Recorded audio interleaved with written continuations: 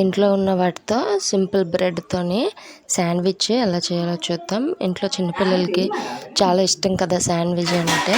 బయట కొనాలంటే చాలా వాళ్ళు వేటేటో వేసి ఇచ్చేస్తుంటారు. అంత బయట కొన్నది కన్నా మనం ఇంట్లో మన చేతులతో మనం స్వయంగా చేసి మన పిల్లలకి పెడితే ఇంకా టేస్ట్ బాగుంటుంది, వాళ్ళ హెల్త్ కూడా బాగుంటుంది. మనమైతే మనకు కావాల్సిన ఇంగ్రీడియంట్స్తో మనకు కావాల్సిన విధంగా మనకు కావాల్సిన సాస్ వేసి చేసుకోవచ్చు. సో బ్రెడ్ ఉంటుంది కదా, బ్రెడ్ తీసుకొని మీకు వీట్ బ్రెడ్ అయినా బాగానే ఉంటుంది, లేకపోతే మామూలు బ్రెడ్ కూడా బాగానే ఉంటుంది, వైట్ కలర్ బ్రెడ్. ఇప్పుడు ఈ బ్రెడ్కి గీ కానీ బటర్ కానీ రాసుకొని రెండు పక్కల కొద్దిగా కలర్ మారినంత వరకు కాల్చుకోవాలి. ఇలా కాల్చుకుంటే శాండ్విచ్ టేస్ట్ చాలా బాగుంటుంది. ఇప్పుడు మనం శాండ్విచ్ పెట్టుకోవడానికి 2 ఎగ్స్ ఇలాగా ఆమ్లెట్ లాగా వేసుకోవాలి. ఇందులో ఆనియన్స్ అవి వేసుకున్నా బాగానే ఉంటుంది, లేకపోతే ప్లెయిన్ ఆమ్లెట్ అయినా బాగానే ఉంటుంది. ఇప్పుడు ఇలా ఆమ్లెట్ లాంటిది వేసుకొని ఇది కూడా కొద్దిగా ఆయిల్ వేసి బాగా రెండు పక్కల కాల్చుకోవాలి.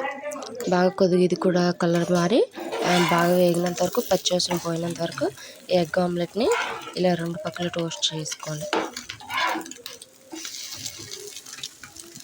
ఇలా చేసుకోవడం వల్ల ఏటవుతుందంటే బ్రెడ్లో పెట్టుకొని తిన్నప్పుడు చాలా టేస్టీగా ఉంటుంది.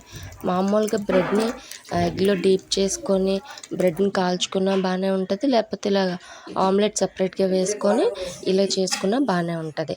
ఇప్పుడు బ్రెడ్ని మనం కాల్చుకున్న బ్రెడ్ని ఇలా పక్కకు పెట్టుకొని ఒక చీజ్ 2 స్లైసెస్, మనం ఇది 2 శాండ్విచెస్ చేస్తున్నాం కాబట్టి 2 స్లైసెస్ అయితే సరిపోతుంది. ఇప్పుడు మనం ఏటేటి పెట్టుకుంటామో సాసెస్ అవన్నీ తీసుకొని ఉంచుకోవాలి. మయోనీస్ ఉంటుంది కదా, దాన్ని ఒక సైడ్ స్ప్రెడ్ చేసుకొని ఇంకొక వైపు పిజ్జా సాస్ ఉంటుంది కదా, పిజ్జా పాస్తా సాస్ అదొక పక్క పెట్టుకున్నాను. ఇప్పుడు ఏంటంటే వీటిని బాగా ఈ 4 బ్రెడ్స్ని కూడా ఆ సాస్ అంతా బాగా ఇదైనట్టు స్ప్రెడ్ అయినట్టు మనం చేసుకోవాలి.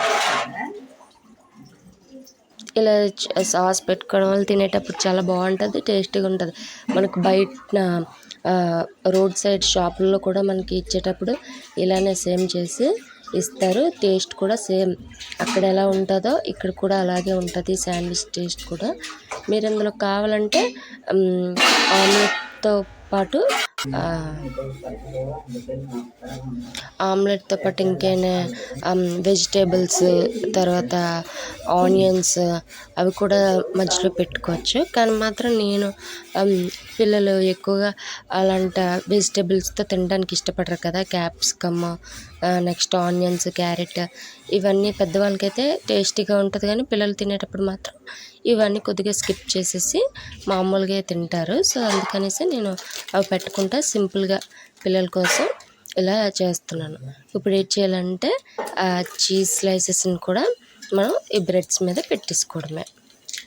ఇంకొంచెం ఎక్కువ చీజ్ కావాలంటే మామూలు చీజ్ తురుముకున్నది ఉంటుంది కదా, అది కూడా వేసుకోవచ్చు, లేదంటే ఇంకొక 2 స్లైసెస్ అటు ఇటు కూడా పెట్టుకోవచ్చు. చీజ్ కూడా చాలా బాగుంటుంది ఎక్కువ పెట్టుకుంటే.